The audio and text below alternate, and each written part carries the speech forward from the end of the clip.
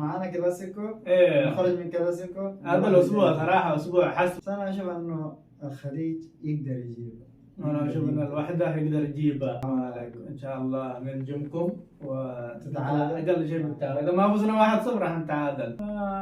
ايزي صراحه، اشوف النصر راح يفوز. لو شارك كريستيانو ايزي. يا هلا فيكم في حلقه جديده من حلقات دبليو اندستر. ما ادري حاجه اليوم ان شاء الله حتكون حلقه توقعات جديده. الجوله 13 ومباراه مؤجله ومباراه يعني قدموها شويه للهلال عشان الهلال يتصدر، يعني ما يحتاج. لا يعني دور 15 اللي ايوه يعني قدم مباراه للهلال لانه عنده استحقاقات اعتقد في دوري كاس العالم، كاس العالم للانديه. وفي كمان الشباب بيقدموا له مباريات انا عشان اسيا. ايوه الشباب اي مشاركه خارجيه على طول يا يقدموا لك مباراه يا ياجلوها لك. صحيح. حقه يا جماعه حقه. فما علينا من هذا الشيء، اهم شيء انه نجيب توقعات مره مضبوطه، لانه صراحه انا كنت جايب العيد التوقعات كذا. الحين جاء المنافس وجاء المحفز وليد، فانا المره دي ما بنجيب يعني العيد ما يحتاج. اللي راح كم جبت من ثمانية؟ اخر جوله يمكن جبت ثلاثة. انا اتوقع هذه الجوله نصها يمكن ان تنتهي او اكثر من نص. هي 10 مباريات ممكن 7 ان شاء الله. نجي المباراة الأولى اللي هي مباراة الشباب والاتحاد كلاسيكو. واو واو واو، مباراة حماسية. البلطان شعلنا ورفع سعر التذاكر يا جماعة. ايش في 150 ريال عشان اخش مباراة درجة موحدة؟ اتوقع ذكاء من الاداره. انا قريت تغريده يقول لك المباريات لما تكون يقابلوا انديه كبار او قوية يرفعها عشان بزنس. في الأخير هي 3 نقاط سواء للاتحاد أو للشباب، يعني ما حتفرق كثير في سباق الدوري، ولكن تفرق مع تفرق بس مش كثير. يعني يمديك تعوض ضد أي نادي. الاتحاد خسر من الهلال، يمديك إنك تفوز في نفس الجولة بتصير أنت تقدم على الاتحاد 3 نقاط. والله انا اشوف انه المؤجله عشان شباب والاتحاد تفرق معه، لان الشباب مباراته جايه مع النصر، لو فاز على الاتحاد وفاز على النصر ويتصدر، والاتحاد لو فاز في المؤجله وفاز مباراته الجايه ونقول ان الشباب تعادل مع النصر او فاز على النصر نكون احنا في الصداره. يعني اكثر ما يهم هذه المباراه هو النصر. هو اكبر مستفيد من هذه المباراه. هو المستفيد الاكبر النصر. فنجي للتوقع يا جماعه، نجي للتوقع. يلا الشباب. انت تتوقع للشباب؟ اتوقع الشباب. طبعا الشباب لا دقيقه شوف الشباب في المباريات الاخيره قاعد كذا وكذا وكذا وكذا. ترى اتوقع والله ما ادري. نفسي اقول الشباب صراحه ما اداني ثقه، وبنفس الوقت اشوف مباريات يمكن فاز مباراه واحده. ايوه مستواهم مره متذبذب، فهي صراحه فرصه للاتحاد، فرصه كبيره للاتحاد انه يستغلها. وما اعتقد انه الاتحاد ينهزم مباراتين ورا بعض من انديه الرياض. فراح اتوقع الاتحاد يفوز عشان الاتحاد ما يفوز. كل ما اقول فريق يفوز ما يفوز. لا ان شاء الله هو التوقع الوحيد اللي يكون صح. صراحه انا اتفق معك. بس يعني انا بعد المباراه بتكون صعبه على الاتحاد، مسارات كمان صعبه على الشباب، بس انا ارشح الاتحاد لانه الاتحاد يعني 10 مباريات ما زال ناقص مباراه واحده. الشباب اخر مباراه او 4 مباريات تقريبا فاز مباراه واحده، يعني قدر انه يخسر المباراتين اللي راحت او الثلاث اللي راحت. انا اتوقع الاتحاد انا اشوف انه اجهز. شوف الاتحاد اجهز. المباراة حتكون مرة حماسية، المباراة حتكون مرة أسطورية. صراحة أحب المباريات هذه حبيبين الكبار، يكون فيها حماس وتشوف مباراة تستمتع فيها. نبغى مباراة ممتعة زي مباراة الكاس من الشباب والاتحاد. ايه نفس مباراة الكاس صراحة مرة حماس، مرة استمتعت. فنجي للنتيجة. أنا أتوقع الاتحاد راح يفوز على الشباب 2-0. أتمنى كذا شيء 2-0 الاتحاد. أنا ما زلت يعني عندي التوقع اللي راح 3-1. نجي لمباراة الهلال والرائد. المباراة طبعا مقدمة من الجولة 15. صراحة أنا بقول المرة الثانية الهلال يبغى الهلال. آخر مرة قلت الهلال هو الهلال تعادل مع ضمك، فهذه المرة بقول الهلال هو الهلال. والله يستر على الهلاليين، الله يستر على الهلاليين. أنا صراحة الرائد مهما كان فريق يتعبك شوية في هذا الملعب، ولكن أنا بروح مع الهلال وأقول الهلال راح يفوز بنتيجة 3-1. أنا طبيعي بروح مع الهلال لأن أنا أشوف هو أجهز وهو أفضل، بس انا اشوف انه الرائد ممكن يسوي المفاجأة ويقدر انه يتعادل مع الهلال ويفوز.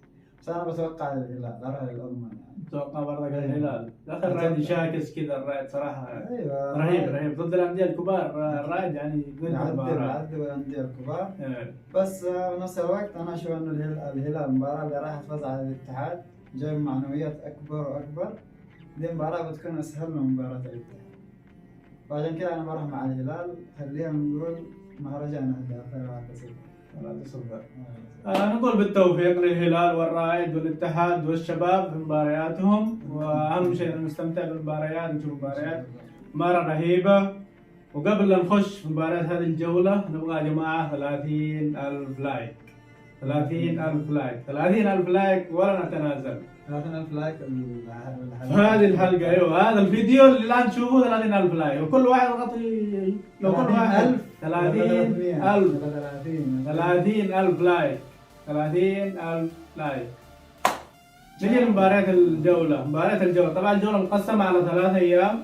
طبعا انه في الاتحاد والشباب لعبوا قبل، والهلال هم اللي اخروا الجولة. اعتقد انه كده ولا كان خلوه كله في نفس اليوم. فعندنا يوم الخميس والجمعة والسبت وكمان الأحد. جنون يا جماعة جنون. نبدأ بيوم الخميس يا جماعة، وعندنا فيه مباراتين في نفس الوقت. يعني يوم واحد ومباراتين. ليش في نفس الوقت يا أخي ليش؟ خلي واحد 3 وواحد 6، أو مباراة 3 ومباراة 6. خلي المباريات يكون فيها في بينها وقت، في تفاوت يا جماعة. نبغى نشوف أكبر عدد من المباريات. راح أتوقع مباراة الطائي والتعاون. تبا للطائي، تبا للطائي.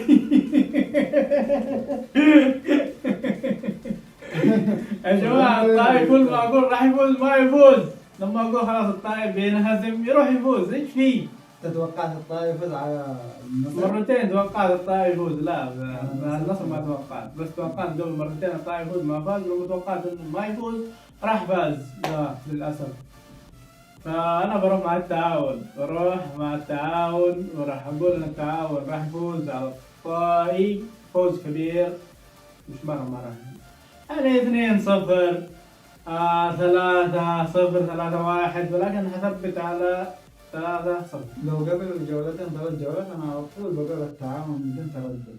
بس التعاون الصراحة انا اشوف انه حاصل له دروب، واشوف الطائي انه افضل من التعاون الفترة دي الاخيرة. بس الطائي بقى اللي راحت شفت اداؤه مرة سيء ضد النصر. فاهم؟ تتفق؟ فانا اقول مباراة تعادل. مع انه الطائي افضل من التعاون، بس انا اشوف انه ما يقدر يفوز على التعاون. مباراة سهلة للتعاون يا اخي. مباراة سهل اقول لو كان قبل، بس التعاون ترى حصل له دروبات في الاخير. ما ادري ايش طيب هي دي فرصة التعاون انه يرجع. كل جولة يكون عندك فرصة انك ترجع، وانت لما تضيع فرصتين 3 اكثر من فرصة خلاص يعني لازم تجيب برضه. خلاص هذه المباراة اللي حتكون ان شاء الله مباراة رجوع الفريق لمستواه. اعتقد انه التعاون حيرجع من هذه المباراة. بس برضه يعني بغض يعني انت تشوف الطائي قبل مباراة النصر قاعد يفوز واداء جيد ترى. مباراة صعبة بين الفريقين، ما تخليني اجي معاك يعني. لا براحتك، بس انا اوضح لك شوية. بس انا اشوف ان الطائي مباريات يعني بين الاندية المتوسطة هو يكون افضل منه. خلاص بروح مع التعاون. تروح مع التعاون. بروح مع التعاون. بس انا رحت مع التعاون بس عشان انه التعاون يستاهل، عشان هو فوق يعني من بداية الدوري. يعني نقول مثلا 12 جولة راحت، هو ككليا هو افضل من الطائي. يلا خلاص بروح مع التعاون. تروح مع التعاون. خلاص يعني اتفقنا في اول مباراة ان التعاون راح يفوز على الطائي. انت كم قلت النتيجة؟ قلت 3-0. 3-0. انا اشوف ممكن 2-1 يعني بصعوبة اللي يفوز الثاني. ونجي للمباراة الثانية وهي مباراة الفتح والاتفاق. برضه ده الفريقين صراحة يحفلون. ايوه الفتح فاز على الشباب. المباراة اللي بعدها على طول انهزم. انا قلت يعني جاي مفوز وحماس وده راح يفوز، راح انهزم. والاتفاق المباراة يعني اللي راحت فاز في اخر دقيقة في المباراة. برضه بس بالنسبة لي انا بين الفريقين انا اشوف الفتح افضل صراحة. انا قلت نفس الكلام يا جماعة، والله قلت نفس الكلام. قلت ان الفتح يعني افضل وحيفوز على البيحاء. البيحاء راح فاز. هي كانت مباراة ضد البيحاء بعد الشباب. انا بروح للتعادل، مستحيل اقول الفتح او الاتفاق واحد فيهم راح يفوز، بروح للتعادل. انا بختلف معك صراحه دي المباراه، مم. مع انه احنا بنقول ان الفتح افضل من الاتفاق. انا بروح مع الاتفاق. تقول الاتفاق راح يفوز؟ لانه منتشر مباراه براحه. مو دائما الافضل يفوز ها؟ ايوه مو دائما الافضل. من جد. وعشان كذا انا بروح مع الاتفاق. لا انا اشوف ان المباراة حتنتهي عشان يعني كذا حماس 2-2. يعني في اهداف تقول. ايه في اهداف 2-2. انا اقول الاتفاق بيفوز بصعوبه، انا شايفها كذا 1-0. نلعب 1-0 يعني. ايوه 1-0. اوكي، ونجي لليوم الثاني يا جماعة في الجولة رقم 13. كمان عندنا مباراتين. المباراة الأولى حتكون أبها وضمك. مباراة شوية معقدة. ضمك يا جماعة، ضمك، أنا أقول ضمك راح يفوز بعد مباراة الهلال كمان برضه ما فاز. وأبها صعب أقول إن أبها راح يفوز على ضمك، وبروح مع ضمك. انا صراحه برضه بختلف معك في المباراه، انا بروح لابها. كمان في ملعبه، ابها في ملعبه الدبل. ايوه في ملعب أبها صراحة مرة صعب. واشوف انه لاعب ابها افضل من لاعب كلاعب في الملعب. انا بروح مع ابها. انت رايح خلاص مع ضمك؟ أنا مع ضمك. مع ضمك. مرانو مع ضمك. بقول المباراة 2-1. 2-1. 2-1 ضمك. 2-1 ضمك. إيه. 2-0 لابها. نجي للمباراة الثانية دي اصعب مباراة، وهي مباراة الخليج والوحدة، وهي يقول هذه أصحاب مباراة صعبة. لانهم الاثنين هم اثنين طالعين، والاثنين دول عليهم توقعات أيوة. ومخيبين الظنون وقاعدين يرجعوا وما ادري ايش، يعني فيها اشياء كثيرة. خليك صعب انك تختار فريق اللي ممكن يفوز. واخيرا انت شايف اخر مباراتين لهم تقريبا الخليج فاز والوحدة فاز على الشباب. الخليج اخيرا فاز تقريبا، اول فوز له ثاني فوز، والوحدة فاز على الشباب. وانا اشوف الافضل حاليا الوحدة، بس انا اقول الخليج بيفوز. شوف الافضل الوحدة بتقول الخليج راح يفوز. انا يا جماعة من زمان يعني صراحة في بداية الموسم اقول ان الوحدة ممكن راح يقدم شيء، اشوف ان الوحدة هو اللي راح يفوز. للاسف مع احترامي للخليج وتقدير الخليج، الصراحه يعني في الفتره الاخيره او المباراه الاخيره الخليج قاعد يحاول انه يسوي شيء. ايوه. وبنفس الوقت الوحده يحاول انه يسوي شيء. انا اشوف الخليج لانه كمان دحين انتقالات جابوا لاعب فرق كثير، اللي هو لاعب الشباب والله اسمه رايح عن بالي، وهو فوزوه. والوحده صح انه فاز على الشباب، بس انا اشوف انه الخليج يقدر يجيبه. انا اشوف ان الوحده يقدر يجيبها. كم النتيجه قلت؟ ولا ما قلت؟ ما قلت. كم النتيجه؟ انا اشوف انه بيكونوا مقفلين. هيكونوا مقفلين، لكن الوحده 4 أهداف. 4 أهداف. يقول الخليج يفوز على الوحده. الخليج يفوز على الوحده، لن ارضى بهذا انا الكلام. اقول ممكن 2-1. 2-1 للخليج. اقول 4-2 للوحده. خش على مباريات يوم السبت. خش. انت روح عشان الاتحاد. عادي، انت توقع. انا احب الاتحاد. انا اسمع توقع. احب اسمع توقع عشان اشوف ايش نظرتك للمباراه، وانا اشوف انه ما يحتاج الى نظره للمباراه. اكيد المباراه ما يحتاج الى اي شيء، ولكن مباراه الاتحاد والباطن تكون يوم السبت الساعه 3:30 دقيقه. الباطن راح يتعادل مع الاتحاد، وذلك نتيجه اجهاد الاتحاد مباراه الشباب. قبل الهلال يعني تخش في الهلال، بعدين تخش في الشباب، يجي الباطن يريحك على طول. ممكن يطلع تعادل 0-0، واذا ما اذا ما شد الباطن او اذا شد الباطن راح يفوز 1-0. انا ما كنت يعني انتبهوا من الباطن. انا ما كنت اتمنى ان مباراه الاتحاد والباطن تجي الشتويه بعد الانتقالات هذه، لانه مع الانتقالات اللاعبين اللي بيجوا يرفعوا النادي من تحت مره، بيحاولوا انهم يرفعوه، بيجي لاعبين جدد. المباراة بتكون صعبة على الاتحاد، بس انا اشوف انها سهلة. ايزي يعني بيجيب الفوز بسهولة. المباراة بتكون صعبة في الملعب، بس في نهاية المباراة الاتحاد بيكون فارس. هذه هي السهولة في الفوز. هذا عشان تنافس على الالقاب لازم مباريات زي كذا تخلصها، لانها تعتبر هذه المباريات صراحه من اصعب المباريات. تجيك بعد كلاسيكو، بعد ديربي، دي المباراه تكون مره مهمه وصعبه. انت تخلصها هي فوق عليك البطولات والدوري وكل شيء. ايوه صراحة زي دي المباراة تكون قاطعة مهمة مرة مهمة. والبعض أنا ما كنت أتمنى إنه يقابلنا دلوقتي، كنت أتمنى إنه في الشتوية لما نجيب لاعبين يبدأ نتائج تعادل فوز تعادل فوز.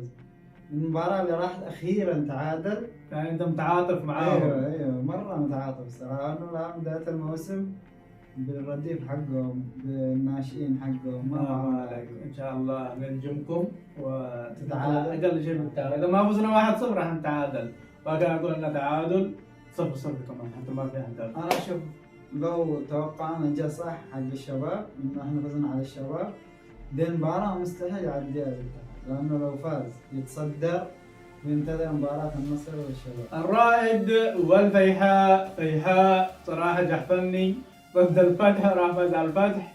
والرائد ما ادري ايش اقول عنه، لكن الرائد بعد مباراة الهلال يعني اكيد بيطلع بهزيمة، او يعني احتمال كبير يطلع بهزيمة من الهلال، فراح يفوز على الفيحاء.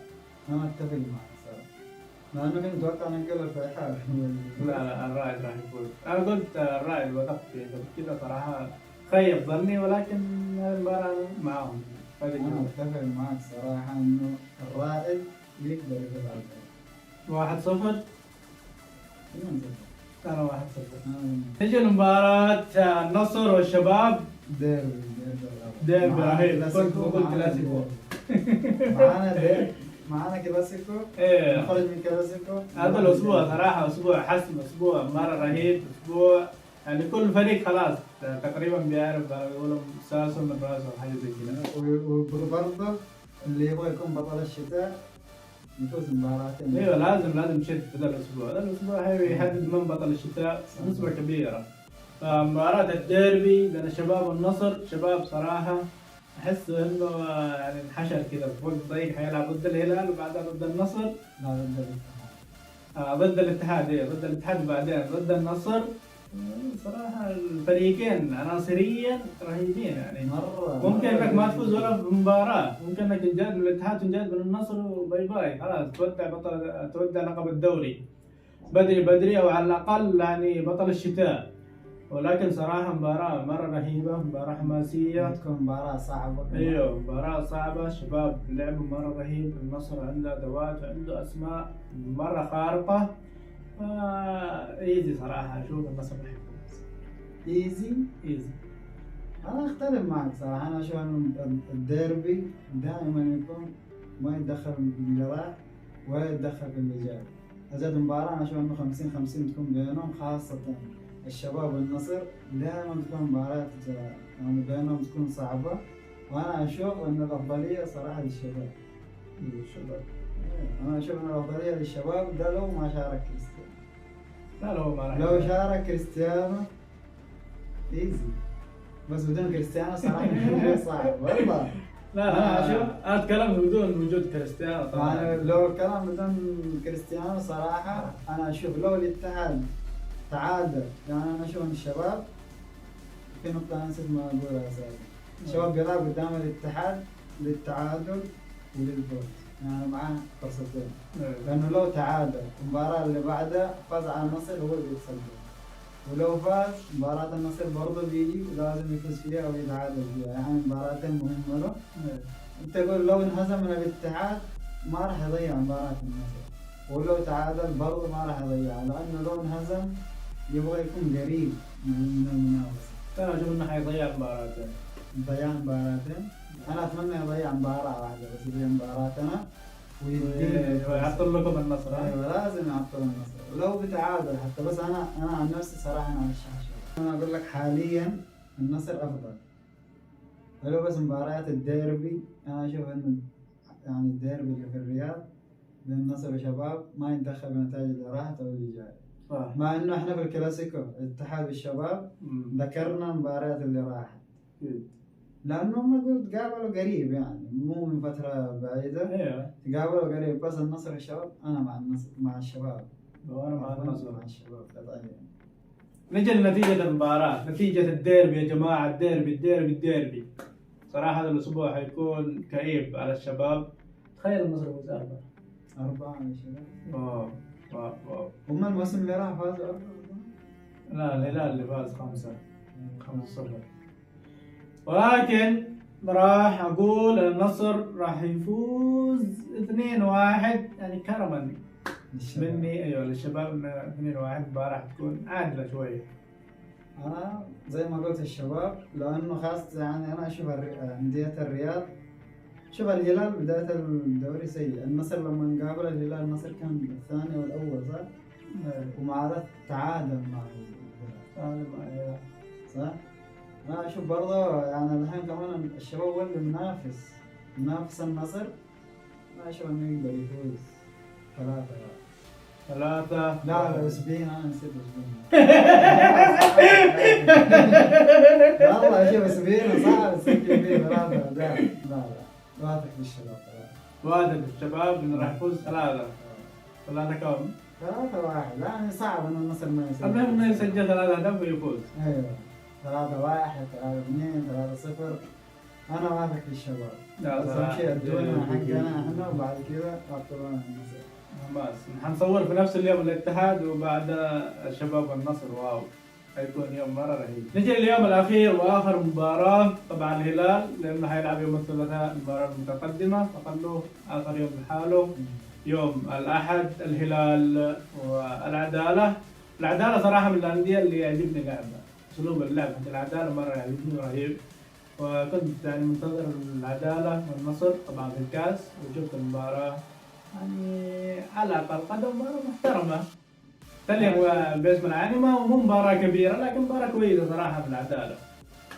انا اشوف العدالة يبدأ كويس، إذا سجل فيه هدف أو هدفين خلاص ينهار على طول يضيع. يمديك تسجل فيه أكثر من هدف يعني بعد. ايوه الهلال بنفس الوقت ما يسجل بدري. اخر مرة قلت الهلال ما يسجل بدري، يسجل على طول. لا بس بعادة الهلال انه ما يسجل اهداف بدري. ايوه هو بالعادة اسلوب لعب الهلال يعني ما يلعب على طول ضغط وسجل وخلص المباراة. يحب الاستحواذ. ايوه يستحوذ يسير المباراة ويلعب بهدوء وتكتيك. فهذا راح يناسب العدالة. وممكن يعني ممكن احتمال بنسبة كبيرة انه الشوط الاول ينتهي 0-0. يعني العدالة تلعب له بهدوء، يعرف يسايرك، يعرف يلعب معك. لكن الشوط الثاني خلاص هو الأهم، هو شوط الحسم. والهلال راح يحسم المباراة نفس مباراة الوحدة. أحس مباراة الوحدة والهلال نفسها حتنعاد بين العدالة والهلال. كم يقال راح يسجل. طيب ميشيل لو لعب أساسي راح يسجل، لو لعب بديل ما راح يسجل. يعني ممكن يعني كان صارت هدفين. سالم الدوسري راح يسجل وهدف للعدالة. 4 أهداف في المباراة. 3 للهلال و1 للعدالة. أنا أقول إن المباراة راح تنتهي تعادل. العدالة لو لعب على التعادل بيقدر يطلع بالتعادل، بس لو لعب على الفوز أنا أشوف إنه بيخسر. لو لعب على التعادل بيحاول إنه يقفل، وإذا قدر يجيب هدف، إذا جاء الهدف يحاول إنه يروح يجيب الهدف ويرجع يقفل من جديد. فأنا أقول إن المباراة راح تنتهي 1-1. الهلال والعدالة 1-1. العدالة 1. هذه كانت توقعاتنا المجنونة لحلقة التوقعات. اكتبوا لنا توقعاتكم في التعليقات، واكتبوا لنا رأيكم في توقعاتنا. نشوفكم إن شاء الله في فيديوهات كثيرة جاية. لا تنسونا من اللايك والشير والسبسكرايب. إلى اللقاء. أبغاك ترسم لي السيناريو الأسبوع الجاي بعيدا عن التوقع مع المباراة اللي قبل. أيوه يعني رؤية الأخير يعني يوم الاثنين من بيكون يوم الأحد. آخر مباراة الساعة 6 صح؟ أيوه يوم الأحد هذه الجزء الساعة 10 من بيكون المتصدر من الثاني ومن الثالث. طيب حسب اللي أنا أشوفه وأرسمه هيكون النصر المتصدر هو معاه 25. يكون 33 صح؟ هو 29. المهم حيكون النصر هو المتصدر. هيكون الاتحاد هو الثاني. لا حسب اللي توقعته النصر المتصدر، الهلال الثاني، والاتحاد الثالث، والشباب حينزل للرابع. الشباب بينزل الرابع والهلال عشان يعني ايوه الهلال عشان حيلعب مباراة. لو كان الهلال ما حيلعب المباراة المتقدمة كان الهلال الثالث والاتحاد الثاني. بس هو الأقرب يعني بعيد عن ده. أنا أشوف إنه الاتحاد هلال نصر شباب. اتحاد هلال نصر شباب. شوف الثالث والرابع بيصيروا أول ثاني، والأول والثاني بيصيروا ثالث رابع. ونشوف إن شاء الله. هنا اليوم مجنون صراحة. والله بيكون مجنون.